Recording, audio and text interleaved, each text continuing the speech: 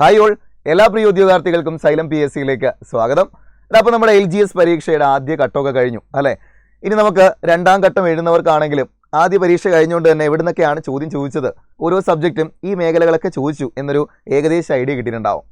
അപ്പോൾ നമുക്ക് എക്കണോമിക്സിൻ്റെ കാര്യത്തിലേക്ക് വരുമ്പോൾ നമുക്ക് ഏറ്റവും കൂടുതൽ ക്വസ്റ്റ്യൻ വന്നിട്ടുള്ളത് ഒന്ന് കറണ്ട് അഫയേഴ്സുമായിട്ട് റിലേറ്റ് ചെയ്ത് നിൽക്കുന്ന ചോദ്യങ്ങൾ നമുക്ക് ചോദിച്ചു. പ്രത്യേകിച്ച് നിതി ആയോഗിൻ്റെ ഇൻഡെക്സ് കാര്യങ്ങളൊക്കെ എന്ത് ചെയ്തു ചോദിച്ചു. മിക്കവാറും ഒരുവിധമുള്ള എല്ലാ LGS പരീക്ഷകൾക്കും ഇതുപോലെയുള്ള നിതി ആയോഗിൻ്റെ ഇൻഡെക്സ് കാര്യങ്ങളൊക്കെ നമുക്ക് വരുന്നതാണ്. പിന്നീട് നമുക്ക് ഈ ഒരു വീഡിയോയിലൂടെ ഞാൻ ഉദ്ദേശിക്കുന്നത് നമുക്ക് ഇതുവരെ LGS പരീക്ഷകൾക്ക് ചോദിച്ചിട്ടുള്ള ചോദ്യങ്ങൾ നമുക്ക് എന്ത് ചെയ്യാം, ഓരോ വീഡിയോകളിലായിട്ട് ആ ചോദ്യവും അതുമായിട്ട് റിലേറ്റ് ചെയ്ത് നിൽക്കുന്ന ടോപ്പിക്ക് കൂടി നമുക്ക് എന്ത് ചെയ്യാം, ഡിസ്കസ് ചെയ്ത് പോവാം. ഓക്കെ, അപ്പോൾ ഇന്നത്തെ ഒരു വീഡിയോയിൽ ഞാൻ എടുത്തിരിക്കുന്നത് 2021 നവംബർ മാസം നടന്ന LGS മെയിൻസ് പരീക്ഷയുടെ കുറച്ച് ചോദ്യങ്ങളാണ് ഇവിടെ എടുത്തിട്ടുള്ളത്. അപ്പോൾ ഇതിനെ നമുക്ക് എന്ത് ചെയ്യണം, ഇപ്പോൾ നടന്ന LGS ഘട്ടവുമായിട്ട് കമ്പയർ ചെയ്തുകൊണ്ട് ഏതൊക്കെ കാര്യങ്ങൾ പഠിക്കണം എന്നുള്ള എന്ത് ചെയ്യാം നമുക്ക് മനസ്സിലാക്കി പോവാം. അപ്പോൾ നേരെ നമുക്ക് ചോദ്യങ്ങളിലേക്ക് പോവാം. ഒന്നാമത്തെ ചോദ്യം ഇതായിരുന്നു, 1993 മുതൽ 2011 വരെ ഓരോ മേഖലയിലെയും തൊഴിൽ ലഭ്യത പരിശോധിച്ചാൽ ഏതൊക്കെ മേഖലകളിലെ തൊഴിൽ ലഭ്യതയാണ് കൂടി വരുന്നത് എന്നാണ് ചോദ്യം. അപ്പോൾ ഈ ഒരു ക്വസ്റ്റ്യൻ നമുക്ക് വന്നിട്ടുള്ളത് 7ാം ക്ലാസ് SCRTയിൽ നിന്നാണ്. 7th SCRTയിലെ സാമ്പത്തിക മേഖലകൾ എന്ന ഭാഗത്ത് നിന്നുകൊണ്ട് നമുക്ക് ചോദിച്ചത്, അവിടെ പറഞ്ഞിട്ടുള്ള കാര്യം, അവിടെ തൊഴിൽ സാധ്യത നോക്കുകയാണെങ്കിൽ കാർഷിക മേഖലയിലെ കാര്യം നോക്കുമ്പോൾ ഓരോ വർഷം കഴിയുന്തോറും കാർഷിക മേഖലയിൽ തൊഴിൽ സാധ്യത കുറഞ്ഞു വരികയാണ്. കാര്യം എന്താണെന്ന് നോക്കുകയാണെങ്കിൽ നിലവിലെ സാഹചര്യത്തിൽ പോലും ഇന്ത്യയിൽ ഏറ്റവും കൂടുതൽ ആളുകൾ ജോലി ചെയ്യുന്ന മേഖല കാർഷിക മേഖലയാണ്. എന്നാൽ കാർഷിക മേഖല GDPയിലേക്ക് തരുന്ന സംഭാവന 2024 ബഡ്ജറ്റ് കമ്പയർ ചെയ്യുമ്പോൾ അത് വെറും 17% മാത്രമാണ്. ഓക്കെ, അങ്ങനെയാണെങ്കിൽ വ്യാവസായിക മേഖലയിലും സേവന മേഖലയിലെയും കണക്കുകൾ പരിശോധിക്കുകയാണെങ്കിൽ അവിടെ തൊഴിൽ സാധ്യത കൂടി വരികയാണ് ചെയ്യുക. അപ്പോൾ ഓർത്തിരിക്കാം, തൊഴിൽ സാധ്യത കൂടി വരുന്ന മേഖലകൾ എന്ന് പറയുന്നത് 2 മേഖലകളാണ്. ഒന്ന് ദ്വിതീയ മേഖലയും തൃതീയ മേഖലയും. ഓക്കെ, അപ്പോൾ നമ്മുടെ സാമ്പത്തിക മേഖലകൾ ഏതൊക്കെയാണെന്നും എല്ലാവർക്കും അറിയാം എന്ന് വിശ്വസിക്കുന്നു അല്ലെ? പ്രാഥമിക മേഖല, ദ്വിതീയ മേഖല, തൃതീയ മേഖല. പ്രാഥമിക മേഖലയെ നമ്മൾ കാർഷിക മേഖലയെന്ന് വിളിക്കാറുണ്ട്, ദ്വിതീയ മേഖലയെ വ്യാവസായിക മേഖലയെന്ന് വിളിക്കാറുണ്ട്. അങ്ങനെയെങ്കിൽ തൃതീയ മേഖലയെ നമ്മൾ സേവന മേഖല എന്ന് വിളിക്കാറുണ്ട്. അവിടെ ദ്വിതീയ മേഖലയിലും തൃതീയ മേഖലയിലുമുള്ള ജോലി സാധ്യത കൂടി വരുന്നുണ്ട്. എന്നാൽ കാർഷിക മേഖലയിൽ നിലനിൽക്കുന്ന തൊഴിലില്ലായ്മയെ നമ്മളൊരു പേര് വിളിക്കും. അതെന്താണ് എന്ത് ചെയ്യുക, എല്ലാവരും ഒന്ന് കമൻറ്റ് ചെയ്യാം. ഓക്കെ, കാര്യം കാർഷിക മേഖലയിൽ ഇത്രയധികം ആളുകൾ ജോലി ചെയ്യുന്നുണ്ട്. ശരിക്കും കാർഷിക മേഖലയിൽ ഇത്രയധികം ആളുകൾ ജോലി ചെയ്യേണ്ടതിൻ്റെ ആവശ്യമില്ല. കൂടുതൽ ആളുകളാണ് കാർഷിക മേഖലയിൽ ജോലി ചെയ്യുന്നത്. പിന്നീട് അത് നമുക്ക് GDPയിലേക്ക് തരുന്ന സംഭാവന തീരെ കുറവാണ്. അല്ലെങ്കിൽ നമ്മൾ കമ്പയർ ചെയ്യുന്ന മേഖലകളിൽ ഏറ്റവും കുറവ് വരുമാനം തരുന്ന മേഖലയും കാർഷിക മേഖലയാണ്. അത് വെച്ചുകൊണ്ട് നമുക്ക് പറയാൻ പറ്റുന്നൊരു കാര്യം, ഇത്രയധികം ആളുകൾ കാർഷിക മേഖലയിൽ ജോലി ചെയ്യേണ്ട ആവശ്യമില്ല. അതൊരു തൊഴിലില്ലായ്മ പോലെയാണ്. എങ്കിൽ ആ തൊഴിലില്ലായ്മയെ എക്കണോമിക്സിൽ പറയുന്ന ടേം എന്താണ് എന്ന് ചെയ്യുക, എല്ലാവരും ഒന്ന് കമൻറ്റ് ചെയ്തേക്കാം. ഓക്കെ, അങ്ങനെയാണെങ്കിൽ രണ്ടാമത്തെ ചോദ്യത്തിലേക്ക് നമുക്കൊന്ന് പോവാം. 2020-21 കണക്കനുസരിച്ച് GDPയിലേക്കുള്ള സംഭാവനയിൽ മുന്നിൽ നിൽക്കുന്ന മേഖല ഏത് എന്നുള്ളതാണ് ചോദ്യം. അപ്പോൾ ഓർത്തിരിക്കുക, ഇവിടുത്തെ വർഷം എന്തും ആയിക്കോട്ടെ, നമ്മൾ ഓർത്തിരിക്കേണ്ട പോയിന്റ്, എപ്പോഴും നമ്മുടെ രാജ്യത്തിൻ്റെ ഒരു 93 ശേഷമുള്ള കണക്ക് നോക്കുകയാണെങ്കിൽ, പ്രത്യേകിച്ച് 2010 കഴിഞ്ഞ് ഇങ്ങോട്ട് വരുമ്പോൾ നമ്മുടെ രാജ്യത്തിൻ്റെ GDPയിലേക്ക് ഏറ്റവും കൂടുതൽ സംഭാവന തരുന്നത് സേവന മേഖലയാണ്. രാജ്യത്തിൻ്റെ GDPയിലേക്ക് ഏറ്റവും കൂടുതൽ സംഭാവന തരുന്നത് സേവന മേഖലയാണ്, അല്ലെങ്കിൽ തൃതീയ മേഖലയാണ്. എന്ന് പറയുമ്പോൾ ബാങ്കിങ്ങും ഇൻഷുറൻസും ഒക്കെ ഉൾപ്പെടുന്ന തൃതീയ മേഖലയാണ് ഏറ്റവും കൂടുതൽ സംഭാവന തരിക. ഇനി രാജ്യത്തിൻ്റെ GDPയിലേക്ക് 2ാം സ്ഥാനം, ഇതൊരു 50%-ലധികമാണ് എപ്പോഴും. ഓക്കെ, ഇനി നമ്മൾ നോക്കുമ്പോൾ ദ്വിതീയ മേഖലയിലെ സംഭാവന നോക്കുകയാണെങ്കിൽ 30%-ൽ താഴെയാണ്. ഓക്കെ, ഇനി കാർഷിക മേഖലയിലെ സംഭാവന നോക്കുകയാണെങ്കിൽ GDPയിലേക്കുള്ള സംഭാവന നോക്കുമ്പോൾ കാർഷിക മേഖലയിൽ അത് ഏകദേശം 20%. അങ്ങനെയെങ്കിൽ ഇവിടെ നിന്ന് നമുക്കൊരു കാര്യം കൂടി നോക്കാം. അപ്പോൾ ഇവിടുത്തെ ആൻസർ വരുന്നത് ഓപ്ഷൻ A, സേവന മേഖല എന്നുള്ളതാണ് ആൻസർ വരിക. ഇനി ഇവിടെ നിന്നുകൊണ്ട് നമുക്ക് കുറച്ച് ഡീറ്റെയിൽ കൂടി നോക്കാം. 2024 ബഡ്ജറ്റ് പറയുന്നതനുസരിച്ചിട്ട് ഇന്ത്യയുടെ 2024 GDP എത്രയാണ്? 2024 ഇന്ത്യയുടെ GDP എത്രയാണ്? ഓർത്തിരുന്നോണേ, 2024 ഇന്ത്യയുടെ GDP എന്ന് പറയുന്നത് 8.2%. ഇനി അത് 2023 എത്രയായിരുന്നു? 7% ഈ 2 പോയിന്റ് കൃത്യമായിട്ട് ഓർത്തു വയ്ക്കാം. 2024 ബഡ്ജറ്റ് അനുസരിച്ച് ഇന്ത്യയുടെ GDP ഗ്രോത്ത് എന്ന് പറയുന്നത് 8.2%. എന്നാൽ അത് 2022-23 എത്രയായിരുന്നു? 7% ഓക്കെ. പിന്നീട് ഇങ്ങോട്ട് വരുമ്പോൾ ഇതിൽ ഏറ്റവും കൂടുതൽ വരുമാനം തന്ന മേഖല നമ്മൾ നേരത്തെ പറഞ്ഞതുപോലെ സേവന മേഖല തന്നെയാണ്. ഇവിടെ ഈ ഒരു പോയിന്റ് കൂടി ഓർത്തു വയ്ക്കാം. സേവന മേഖല എന്ന് പറയുന്നത് 54.71% GDP-യിലേക്ക് തന്ന സംഭാവന. എത്രയാണ്? സേവന മേഖലയാണ് ഏറ്റവും കൂടുതൽ. 2024 കണക്കനുസരിച്ച് 2024 ബഡ്ജറ്റ് പറയുന്നതനുസരിച്ചിട്ട് സേവന മേഖല തന്ന സംഭാവന എന്ന് പറയുന്നത് 54.71%. ഇനി അത് വ്യാവസായിക മേഖലയിലേക്ക് പോകുമ്പോൾ 27.63%. ഓക്കെ. കൃഷിയാണെങ്കിൽ 17.6. അപ്പൊ ഇത് കൃത്യമായിട്ട് നോക്കി വെച്ചേക്കുക. 2024 ബഡ്ജറ്റിൽ ഇന്ത്യയുടെ GDP എത്രയാണ് എന്ന് ചോദിക്കുകയാണെങ്കിൽ 23-24 കണക്ക് പ്രകാരം ഇന്ത്യയുടെ GDP 8.2%. 2022-23 വന്നപ്പോൾ അത് 7%. ഏറ്റവും കൂടുതൽ സംഭാവന തന്ന മേഖല, GDP-യിലേക്ക് സംഭാവന തന്ന മേഖല സേവന മേഖല തന്നെയാണ്, 54.7. ഇനി ദ്വിതീയ മേഖല അല്ലെങ്കിൽ വ്യാവസായിക മേഖല നോക്കുകയാണെങ്കിൽ 2ാം സ്ഥാനത്ത് 27.6, പ്രാഥമിക മേഖല 17.6. ഇത്രയും കാര്യങ്ങൾ കൃത്യമായിട്ട് ഓർത്തു വയ്ക്കാം. ഓക്കെ. പിന്നീട് ഒരു കാര്യവും കൂടെ കൃത്യമായിട്ട് ഓർത്തു വയ്ക്കേണ്ടത്, ശ്രദ്ധിച്ചോളൂ. സാമ്പത്തിക വളർച്ചാ നിരക്ക് നോക്കുകയാണെങ്കിൽ കഴിഞ്ഞ വർഷത്തിനെ അപേക്ഷിച്ച് കഴിഞ്ഞ സാമ്പത്തിക വർഷത്തെ കമ്പയർ ചെയ്ത് നോക്കുമ്പോൾ ഏറ്റവും കൂടുതൽ സാമ്പത്തിക വളർച്ചാ നിരക്ക് കാണിച്ച മേഖല ഏതാണ്? നേരത്തെ നമ്മൾ ഏതാ പറഞ്ഞേ? GDP-യുടെ കോൺട്രിബ്യൂഷൻ നോക്കുമ്പോൾ GDP-യിൽ ഏറ്റവും കൂടുതൽ സംഭാവന തന്നത് ഏതാണ്? ഇപ്പൊ പറയുന്നത് കഴിഞ്ഞ വർഷത്തിനെ അപേക്ഷിച്ച് ഈ വർഷത്തിലേക്ക് നോക്കുമ്പോൾ ഏറ്റവും കൂടുതൽ വളർച്ചാ നിരക്ക് കാണിച്ച ഏതാണ്? ഓക്കെ. ഫോർ എക്സാമ്പിൾ, കഴിഞ്ഞ വർഷത്തെ വളർച്ചാ നിരക്ക് 20, ഇപ്പോഴാണെങ്കിൽ എന്ത് ചെയ്തു? അവിടെ നിന്നൊരു 7% വളർന്നു. ഇങ്ങനെ നോക്കുമ്പോൾ വളർച്ചാ നിരക്ക് കൂടുതൽ കാണിച്ച മേഖല ഏതാണ്? ഇതേ നോക്കിക്കോളാം. ഏതായിരിക്കും ചോദിക്കുകയാണെങ്കിൽ 2024 ഏറ്റവും കൂടുതൽ വളർച്ചാ നിരക്ക് കാണിച്ച മേഖല സെക്കൻഡറി സെക്ടറാണ്, ദ്വിതീയ മേഖലയാണ്. ഓർത്തിരിക്കണേ. നമ്മൾ പറഞ്ഞ പോയിന്റുകൾ, രാജ്യത്തിന്റെ GDP 2023-24 8.2, അവിടെ 23 പോയപ്പോൾ 7%. പിന്നീട് പറഞ്ഞു GDP-യിലേക്ക് ഏറ്റവും കൂടുതൽ സംഭാവന തരുന്നത് സേവന മേഖലയാണ്. വ്യവസായത്തിലാണെങ്കിൽ രണ്ടാമതാണെങ്കിൽ ഏതാ? വ്യവസായ മേഖല. ഏറ്റവും കുറവ് GDP-യിലേക്ക് വരുമാനം തരുന്ന കാർഷിക മേഖല. അത് എത്ര ശതമാനം എന്ന് പഠിച്ചു. അത് കഴിഞ്ഞിട്ട് ഇപ്പോൾ പറഞ്ഞത് വളർച്ചാ നിരക്ക് നോക്കുകയാണെങ്കിൽ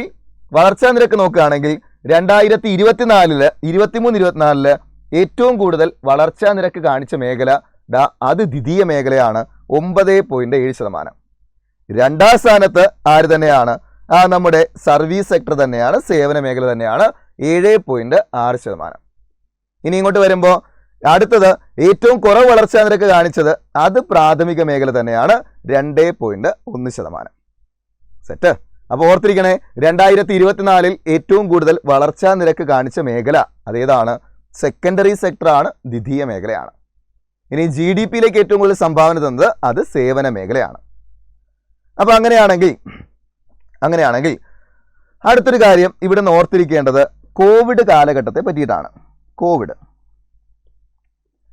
ഇതും കൂടെ ഓർത്തിരിക്കുക. കോവിഡ് കാലഘട്ടം എന്ന് പറയുന്നത് 2020 അല്ലെ?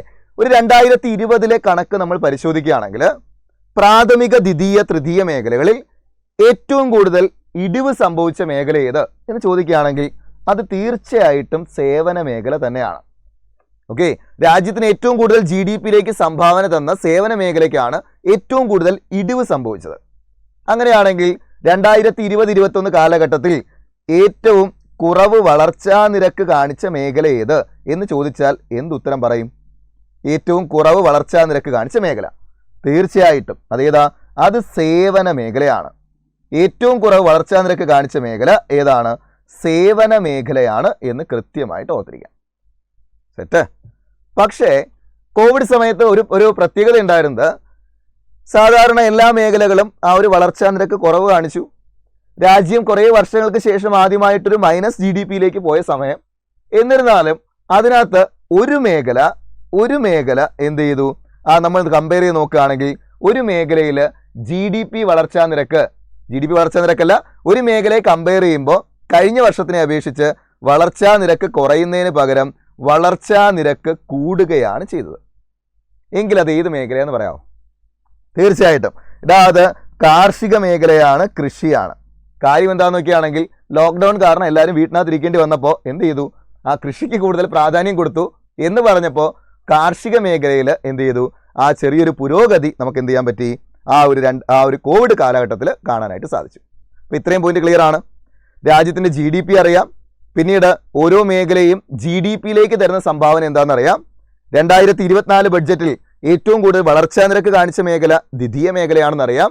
കോവിഡ് കാലഘട്ടത്തിൽ എല്ലാ മേഖലയും ഡിക്ലൈൻ ചെയ്തപ്പോൾ ഒരു മേഖലയിൽ മാത്രം ചെറിയ പുരോഗതി കണ്ടു. ഏത് മേഖലയിൽ? കാർഷിക മേഖലയിൽ. ഓക്കെ, ഇനി ഏറ്റവും കൂടുതൽ ഇടിവ് സംഭവിച്ച മേഖല ഏത് തന്നെയാണ്? സേവന മേഖല തന്നെയാണ്. സെറ്റ്. ശരി, ഇത്രയും കാര്യങ്ങൾ കൃത്യമായിട്ടും അടുത്ത പരീക്ഷയ്ക്ക് പോകുമ്പോൾ ഓർത്തിരിക്കുക. എങ്കിൽ അടുത്ത ചോദ്യം ഇതായിരുന്നു, നിതി ആയോഗിന്റെ സുസ്ഥിര വികസന സൂചികയിൽ 2020-21 ഒന്നാമതായ സംസ്ഥാനം ഏത് എന്നുള്ളതായിരുന്നു ചോദ്യം.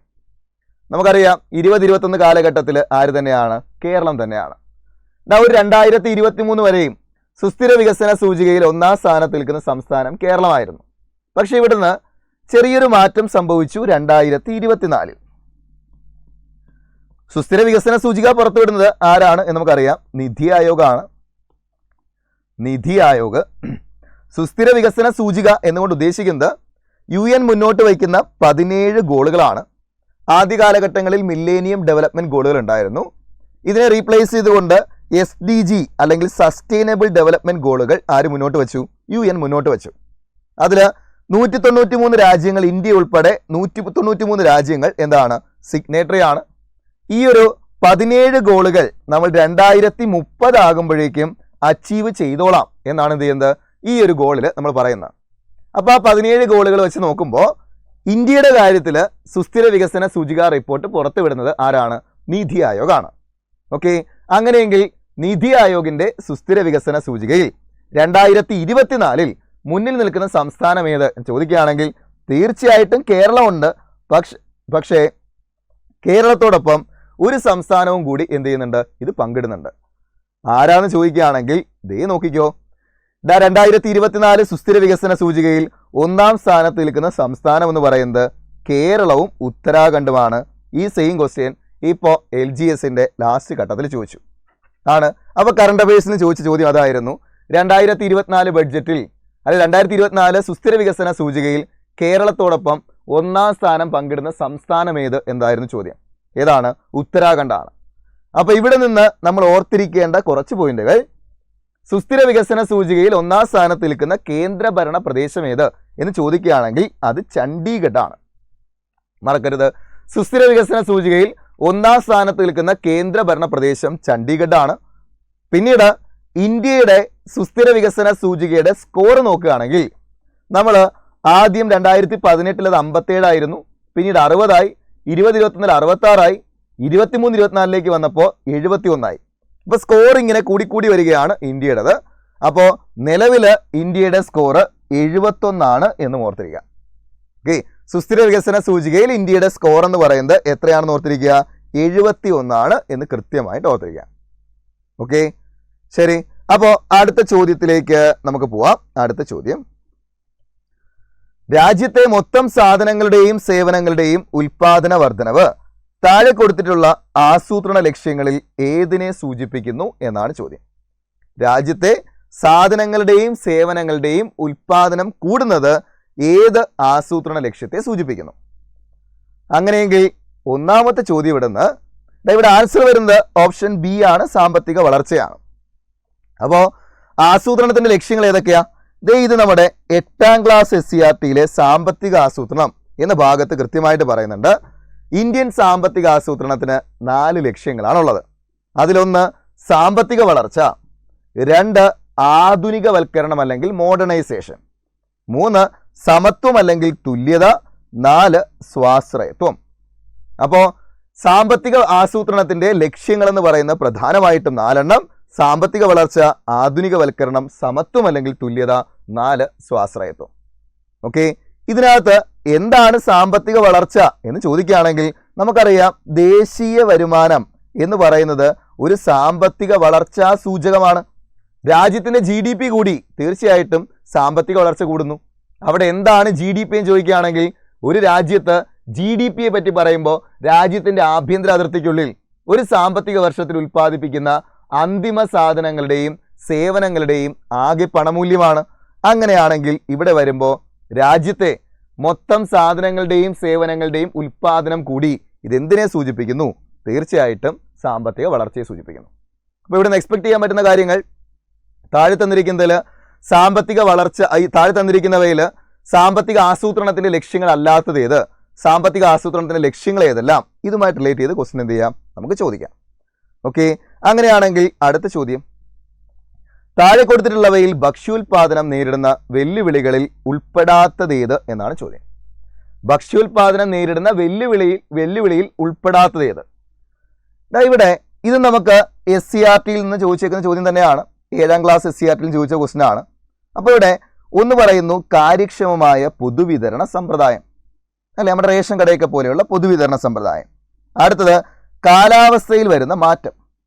അടുത്തത് യന്ത്രസാമഗ്രികൾ വാങ്ങാൻ കഴിയാത്ത അവസ്ഥ. 4 പ്രകൃതിക്ഷോഭം മൂലമുണ്ടാകുന്ന കൃഷിനാശം. ഈ ചോദ്യത്തിലേക്ക് നോക്കി, ശരിക്കും പറഞ്ഞു കഴിഞ്ഞാൽ ഈ ക്വസ്റ്റിൻ്റെ ആൻസറിലേക്ക് എത്താൻ പഠിക്കണമെന്ന് നിർബന്ധമൊന്നുമില്ല. ഒന്ന് ലോജിക്ക് അപ്ലൈ ചെയ്ത് കഴിഞ്ഞാൽ നമുക്ക് എന്ത് ചെയ്യാം, ഒന്ന് ലോജിക്കലി ഒന്ന് ആലോചിച്ച് കഴിഞ്ഞാൽ ആൻസറിലേക്ക് എത്താം. ഭക്ഷ്യോൽപാദനം നേരിടുന്ന വെല്ലുവിളി ഏതൊക്കെയാണ്? കാലാവസ്ഥയിൽ വരുന്ന മാറ്റം, തീർച്ചയായിട്ടും അതെന്ത് ചെയ്യും, ഭക്ഷ്യോൽപാദനത്തിനെ കാര്യമായിട്ട് തന്നെ ബാധിക്കും, അല്ലേ. നമ്മളിപ്പോൾ മഞ്ഞുകാലത്ത് ഇറക്കേണ്ട കൃഷി നമ്മൾ എന്ത് ചെയ്തു, നമ്മൾ എന്ത് ചെയ്യാണ്, കൃഷി ഇറക്കി. പക്ഷേ കാലാവസ്ഥയിൽ വ്യത്യാസം വന്നു, ആ സമയത്ത് മഴ പെയ്യാണെന്ന് വിചാരിച്ചോളൂ, ഉറപ്പായിട്ടും എന്ത് ചെയ്യും, അത് ദോഷമായിട്ട് ബാധിക്കും. അതുപോലെ തന്നെ യന്ത്രസാമഗ്രികൾ വാങ്ങാൻ കഴിയാത്ത അവസ്ഥ, ശരിയാണ്. ആ ഒരു ഇൻപുട്ട് മേടിക്കാൻ കയ്യിൽ പൈസയില്ല. അടുത്ത് പറയുന്നു പ്രകൃതിക്ഷോഭം മൂലമുണ്ടാകുന്ന കൃഷിനാശം. തീർച്ചയായിട്ടും നമുക്കൊന്ന് ലോജിക്ക് അപ്ലൈ ചെയ്യുകയാണെങ്കിൽ ഇതൊക്കെ ഭക്ഷ്യോൽപാദനം നേരിടുന്ന വെല്ലുവിളിയാണ്. അടുത്ത് പറയുന്നു കാര്യക്ഷമമായ പൊതുവിതരണ സമ്പ്രദായം. അത് നല്ല കാര്യമല്ലേ, അതൊരിക്കലും ഭക്ഷ്യോൽപാദനമായിട്ടൊരു ബന്ധമില്ലല്ലോ. അങ്ങനെയെങ്കിൽ ആൻസർ വരിക ഏതാണ്? ഓപ്ഷൻ A ആണ് ശരി ഉത്തരം. ഓക്കെ, ശരി. അങ്ങനെയെങ്കിൽ അടുത്തൊരു ചോദ്യത്തിലേക്ക് പോവാം. ചോദ്യം ഇതാണ്, സ്വാതന്ത്ര്യാനന്തരം ഇന്ത്യയുടെ സാമ്പത്തിക വികസനത്തിന് ഏത് തരം സമ്പദ് വ്യവസ്ഥയാണ് സ്വീകരിച്ചത് എന്നാണ് ചോദ്യം. മുതലാളിത്ത സമ്പദ് വ്യവസ്ഥ, സോഷ്യലിസ്റ്റ് സമ്പദ് വ്യവസ്ഥ, മിശ്ര സമ്പദ് വ്യവസ്ഥ, ഇവയൊന്നുമല്ല. നമുക്കറിയാം ഇന്ത്യ സ്വീകരിച്ചിരിക്കുന്നത് എന്താണ്, മിശ്ര സമ്പദ് വ്യവസ്ഥയാണ്. 1948 വ്യാവസായിക നയത്തിലൂടെ ഇന്ത്യ എന്ത് ചെയ്യാണ്, പ്രഖ്യാപിക്കുകയാണ് ഇന്ത്യ എന്ന് പറയുന്നത് ഒരു മിക്സഡ് എക്കോണമിയാണ്. എന്ന് വെച്ച് കഴിഞ്ഞാൽ മുതലാളിത്ത സമ്പദ് വ്യവസ്ഥയുടെയും സോഷ്യലിസ്റ്റ് സമ്പദ് വ്യവസ്ഥയുടെയും പ്രത്യേകതകൾ നമുക്ക് എവിടെ കാണാനായിട്ട് സാധിക്കും? ഇവിടെ ഇന്ത്യയുടെ സമ്പദ് വ്യവസ്ഥയിൽ കാണാൻ പറ്റും. എക്സാമ്പിൾ, മുതലാളിത്തം പറയുന്നതനുസരിച്ചുള്ള സ്വത്തവകാശം ഇന്ത്യയിലുണ്ട്. എന്നാൽ സോഷ്യലിസം പറയുന്നതിനനുസരിച്ചിട്ടുള്ള ഈ പറഞ്ഞ ക്ഷേമ പ്രവർത്തനങ്ങളും കാര്യങ്ങളൊക്കെ അതും ഇന്ത്യയിലുണ്ട്. എന്ന് വെച്ചാൽ മുതലാളിത്തത്തിൻ്റെയും സോഷ്യലിസത്തിൻ്റെയും പ്രത്യേകത നമുക്ക് എവിടെ കാണാം? ഇന്ത്യൻ സമ്പദ് വ്യവസ്ഥയിൽ കാണാം. എന്ന് പറയുമ്പോൾ ഇന്ത്യ എന്താണ്, ഒരു മിശ്ര സമ്പദ് വ്യവസ്ഥയാണ് എന്ന് നമുക്ക് പറയാം. ഓക്കെ, എങ്കിൽ അടുത്ത ചോദ്യത്തിലേക്ക് പോവാണ്. ദാരിദ്ര്യരേഖയ്ക്ക് താഴെയുള്ള ഏറ്റവും പ്രയാസപ്പെടുന്ന കുടുംബങ്ങൾക്ക് പ്രയോജനം ലഭിക്കുന്ന ഭക്ഷ്യസുരക്ഷാ പദ്ധതി ഏത് എന്നാണ് ചോദ്യം. ഇത് നമുക്ക് 7ാം ക്ലാസ്സിലെ SCRTയിൽ നിന്ന് നമുക്ക് കിട്ടുന്ന ചോദ്യം തന്നെയാണ്. 7ാം ക്ലാസ് SCRT അവിടെ ഒരു ടേബിളിൽ നമുക്ക് എന്താണ്, ഏതൊക്കെയാണ് പ്രധാനപ്പെട്ട കുറച്ച് ക്ഷേമ പ്രവർത്തനങ്ങൾ അതുപോലെ പദ്ധതികളെ പറ്റി കൊടുത്തിട്ടുണ്ട്. ഇവിടെ നോക്കുമ്പോൾ ദാരിദ്ര്യരേഖയ്ക്ക് താഴെയുള്ള ഏറ്റവും പ്രയാസപ്പെടുന്ന കുടുംബത്തിന് പ്രയോജനം കിട്ടുന്ന ഭക്ഷ്യസുരക്ഷാ പദ്ധതി ഏതെന്ന് ചോദിക്കുകയാണെങ്കിൽ അത് അന്ത്യോദയ അന്ന യോജനയാണ്. ഓക്കെ, അപ്പോൾ ഇവിടെ നോക്കുകയാണെങ്കിൽ ബാക്കി ഈ ചോദ്യങ്ങളെല്ലാം എയും ബിയും സിയും ഓപ്ഷനെല്ലാം നമുക്കിതിന് LGS പരീക്ഷയ്ക്ക് ചോദിച്ചിട്ടുണ്ട്. സ്വർണ്ണ ജയന്തി ഷഹാരി റോസ്ഗാർ യോജന എന്തുമായിട്ട് ബന്ധപ്പെട്ടതാ? അവിടെ മിക്കവാറുമുള്ള സ്കീമുകളൊക്കെ അത്യാവശ്യം ഹിന്ദി വാക്കുകളുടെ അർത്ഥം അറിയാമെങ്കിൽ നമുക്ക് എന്ത് ചെയ്യും, ആൻസർ കിട്ടും, അല്ലേ. റോസ്ഗാർ എന്ന് വെച്ച് കഴിഞ്ഞാൽ അതിനർത്ഥം എന്ന് പറയുന്നത് എന്താണ്, തൊഴിലെന്നാണ്. ഷഹാരി നഗരം. അപ്പോൾ എന്ന് പറയുമ്പോൾ നഗരങ്ങളിലെ തൊഴിൽ രഹിതർക്ക് പ്രയോജനം കിട്ടുന്ന പദ്ധതിയാണ് ഏത്, സ്വർണ്ണ ജയന്തി ഷഹാരി റോസ്ഗാർ യോജന. അപ്പോൾ അന്നപൂർണയോ, അന്നപൂർണ എന്ന് പറയുന്നത് ഒരു വ്യക്തിക്കാണ്, 65 വയസ്സിന് മുകളിൽ പ്രായമുള്ള വ്യക്തിക്ക് റേഷൻ കടയിലൂടെ എന്ത് ചെയ്യാണ് അരിയൊക്കെ കൊടുക്കുന്നതാണ് അന്നപൂർണ. ഇനി അടുത്ത് നോക്കുകയാണെങ്കിൽ ഉച്ചഭക്ഷണ പരിപാടി. നമുക്കറിയാം അല്ലെ, ഉച്ചഭക്ഷണ പരിപാടി എന്ന് പറയുന്നത് മിഡ് ഡേ മീൽ സ്കീം എന്ന് പറയുന്നത് സ്കൂളുകളിൽ 8ാം ക്ലാസ് വരെയുള്ള കുട്ടികൾക്ക് എന്ത് ചെയ്യാണ് സൗജന്യമായിട്ട് ഉച്ചഭക്ഷണം കൊടുക്കുന്ന പരിപാടി. ഓക്കെ, അപ്പോൾ നമുക്ക് ഈ ചോദ്യങ്ങളിൽ നിന്ന് നമുക്ക് മനസ്സിലായ കാര്യം എന്ന് വെച്ച് കഴിഞ്ഞാൽ അത്യാവശ്യം ഇനി LGS പരീക്ഷ എഴുതാൻ പോകുന്നവർ SCRTക്ക് കാര്യമായിട്ടുള്ള പ്രാധാന്യം കൊടുക്കണം. ഓക്കെ, അതുപോലെ തന്നെ കഴിഞ്ഞ ഘട്ടം നോക്കുകയാണെങ്കിൽ ആദ്യം LGSന്റെ ആദ്യ ഘട്ടം നോക്കുകയാണെങ്കിൽ അത്യാവശ്യം കറണ്ട് അഫയേഴ്സും ചോദിച്ചിട്ടുണ്ട്. അപ്പോൾ സിലബസിനകത്തുള്ള കാര്യങ്ങൾ കൃത്യമായിട്ട് അറിയണം. SCRT നമ്മൾ നോക്കണം. കറണ്ട് അഫയേഴ്സ് അത്യാവശ്യം നോക്കി വെച്ച് കഴിഞ്ഞാൽ ഒരുവിധം എക്കണോമിക്സിൻ്റെ എല്ലാ ചോദ്യങ്ങളും നമുക്ക് അറ്റൻഡ് ചെയ്യാൻ പറ്റും. ഓക്കെ, അപ്പോൾ SCRT നോക്കുന്ന സമയത്ത് 5, 7, 9 ക്ലാസ്സിൻ്റെ പുതിയ SCRT എന്ത് ചെയ്തിട്ടുണ്ട്, ചേഞ്ച് ചെയ്തിട്ടുണ്ട്. ഇനി കറണ്ട് അഫയേഴ്സിലേക്ക് നോക്കുമ്പോൾ ഓരോ ഇൻഡെക്സുകൾ, നിതി ആയോഗ് പുറത്തുവിടുന്ന ഇൻഡെക്സുകൾ, അതുപോലെ തന്നെ എക്കണോമിക്സുമായിട്ട് റിലേറ്റ് ചെയ്ത് ബഡ്ജറ്റുമായിട്ട് റിലേറ്റ് ചെയ്തൊക്കെ വന്നിട്ടുള്ള കാര്യങ്ങൾ, ഇതൊക്കെ കൃത്യമായിട്ട് നോക്കി വയ്ക്കാം. പിന്നെ പഴയ SCRTയും നമ്മൾ എന്ത് ചെയ്യണം, പഠിക്കുകയും വേണം. അപ്പോൾ ഈ ഒരു വീഡിയോ എല്ലാവർക്കും പ്രയോജനപ്പെട്ടു എന്ന് വിശ്വസിക്കുന്നു. അപ്പോൾ നിങ്ങൾക്ക് ഇനി LGS അടുത്ത ഘട്ടം എഴുതാൻ പോകുന്നവരാണെങ്കിലും നിങ്ങൾ കുറച്ച് ലാഗ് ചെയ്യുന്ന ടോപ്പിക്കുകൾ ഏതൊക്കെയാണ്, കറണ്ട് അഫയേഴ്സ് ആണോ അത് SCRT ആണോ, എന്താണ് വേണ്ടത് എന്ന് നിങ്ങൾ എന്ത് ചെയ്യുകയാണ് എന്ന് കമൻറ്റ് ചെയ്യുകയാണെങ്കിൽ ഒട്ടും താമസിയാതെ നമുക്ക് എന്ത് ചെയ്യാം, കൂടുതൽ വീഡിയോയുമായിട്ട് നമുക്ക് വീണ്ടും കാണാം. അപ്പോൾ എല്ലാവർക്കും താങ്ക് യു, ബൈ ബൈ.